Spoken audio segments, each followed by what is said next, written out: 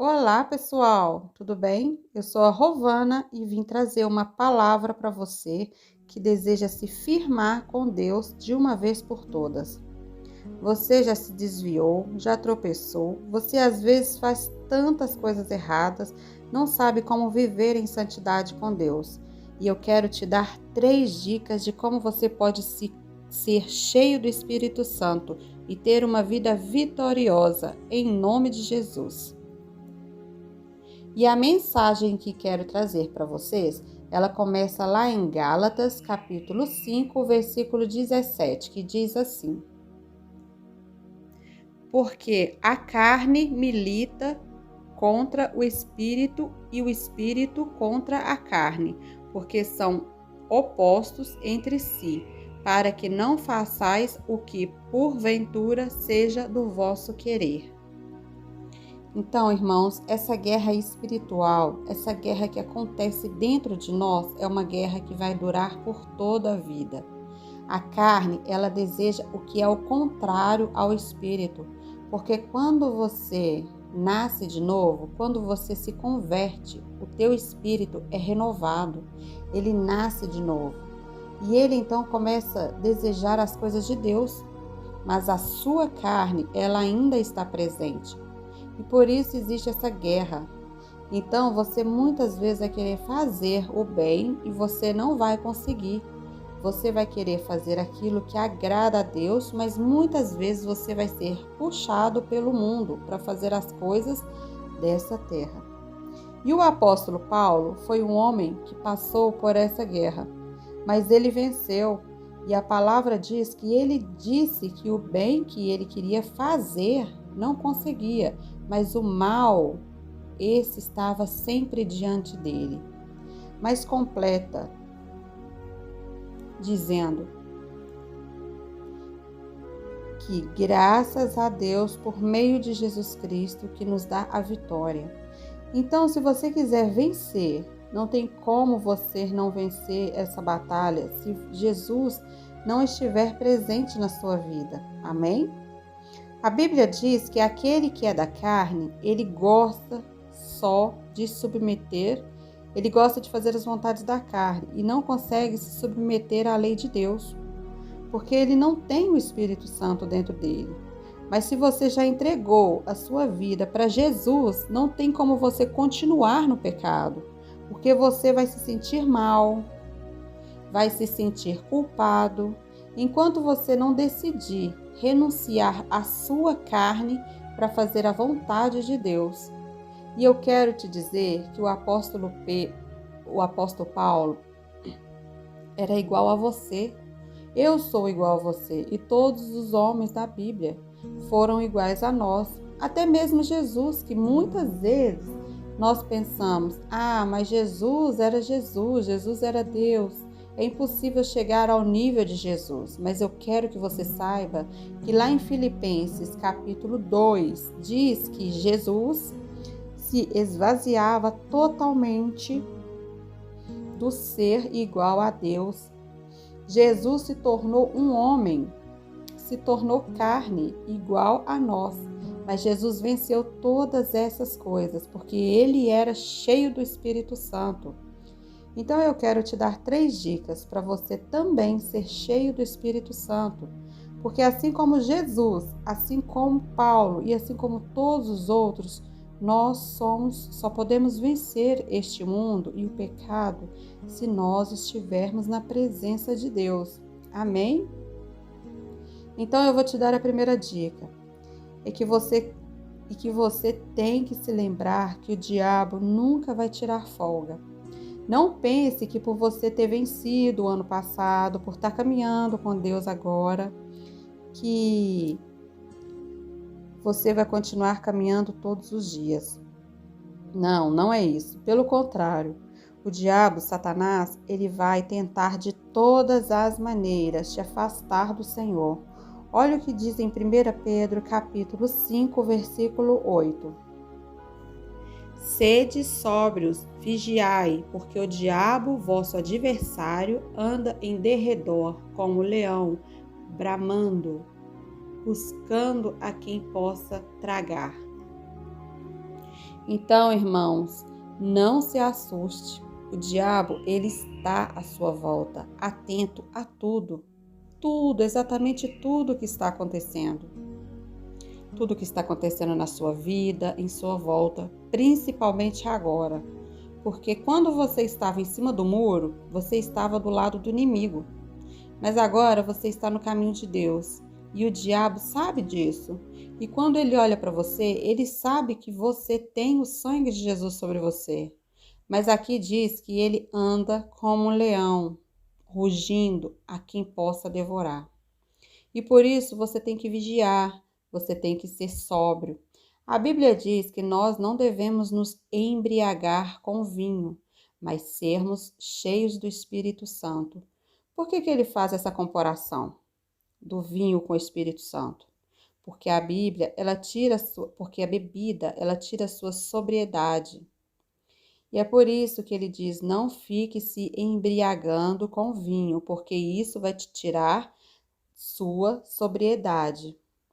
E ao mesmo tempo ele diz: mas encham-se do Espírito Santo, porque quanto mais você está cheio do Espírito Santo, mais você vai estar atento.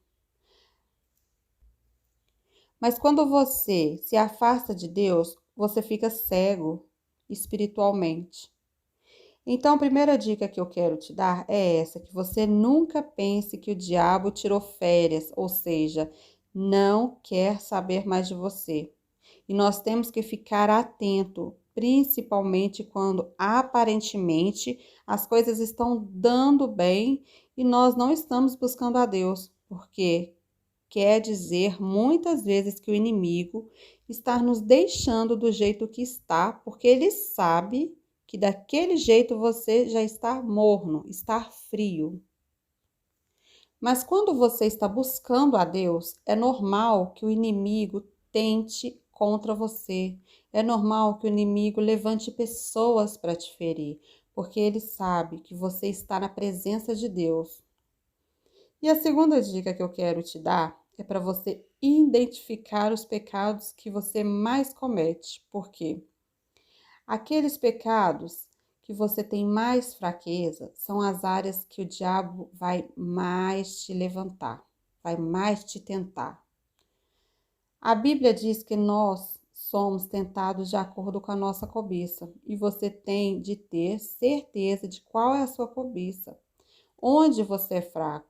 É nessas áreas que o diabo vai mais atrapalhar. Por exemplo, eu não tenho problemas com dinheiro, então o diabo ele não vai me tentar nessa área. Talvez você tenha um problema com dinheiro, você tenha uma fraqueza com dinheiro, ou na área profissional, ou na área sexual, talvez em outras áreas. Então, eu sei quais são as minhas fraquezas e isso me dá forças para vencer o pecado. Quando o inimigo vier, eu já sei que eu tenho fraqueza naquela área, então eu vou vigiar dobrado naquela área, entendeu?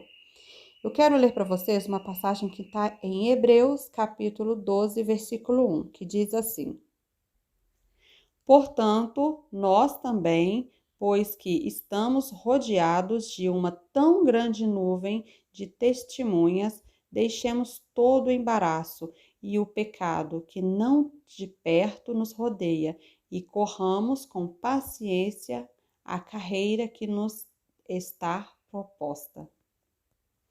Aqui, irmãos, nós vemos ele dizendo o seguinte: se você quiser, se você quer correr a carreira que Deus tem para você, seu chamado, você tem que se livrar não somente do pecado, mas de tudo que te atrapalha.